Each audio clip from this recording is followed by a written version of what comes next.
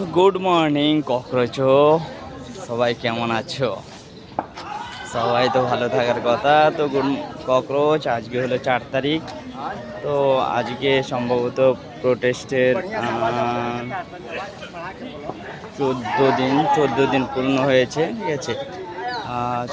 সকালবেলা উঠেছি, উঠে দেখুন প্রোটেস্টে এত সকালে ভোর থেকে এখানে সারা রাতে, এই যে যাদের দেখতে পাচ্ছেন এরা মোটামুটি সারা রাত এখানটায় ছিল, ঠিক আছে।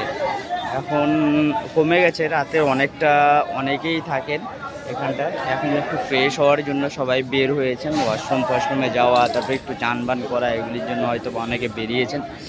তো এখানে সোনাম ওয়াংচু এবং অভিজিৎ দীপকেও আছেন, আমি আপনাদেরকে দেখাবো। ওনারা স্টেজের উপরে আছেন, ভেতরে মানে কি স্টেজের উপরে দুজনে আছেন। সোনাম ওয়াংচু তো আপনার হাঙ্গার স্ট্রাইকে আছেন এবং অভিজিৎ দীপকেও এখানে প্রোটেস্টে আছেন। আরও যারা আছেন সবাই কিন্তু এখানে রয়েছেন, দেখতে পাচ্ছেন সবাই রয়েছেন। তো ককরোচও এই ছিল আজকে 4 তারিখ সকাল। দেখো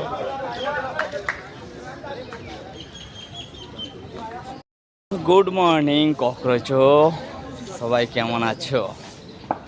সবাই তো ভালো থাকার কথা। তো ককরোচ, আজকে হলো 4 তারিখ। তো আজকে সম্ভবত প্রোটেস্টের 14 দিন পূর্ণ হয়েছে, ঠিক আছে।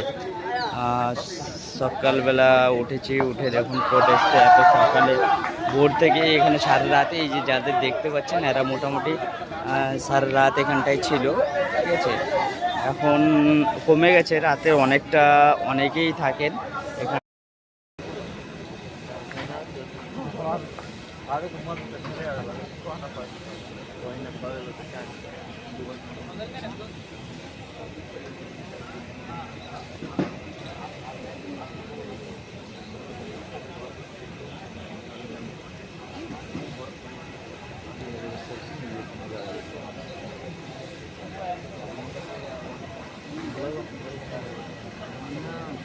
ককরোচও এখানে দেখতে পাচ্ছ, এটা হলো প্রতিদিনের রুটিন। যারা হাঙ্গার স্ট্রাইকে রয়েছেন, ঠিক আছে, তাদের প্রতিদিন পুলিশ আসেন এবং পুলিশের সাথে ডক্টরও আসেন, যারা চেক আপ করার জন্য আসেন প্রতিদিন। এখানে রেগুলারলি সকাল বিকেল 2 টাইম চেক আপ হয়, দেখতে পাচ্ছ চেক আপ হচ্ছে এখানে। হাঙ্গার স্ট্রাইকে যারা আরও আছেন তারা এখানটায়ও আছেন। ওখানে মঞ্চের উপরে আছেন সোনাম ওয়াংচু, এবং মঞ্চের একদম বাঁদিকে আছে আয়েশার যে গ্রুপ, ঠিক আছে, আয়েশার ফ্রেন্ড যে গ্রুপ আছে 5-7 জন ওনারা।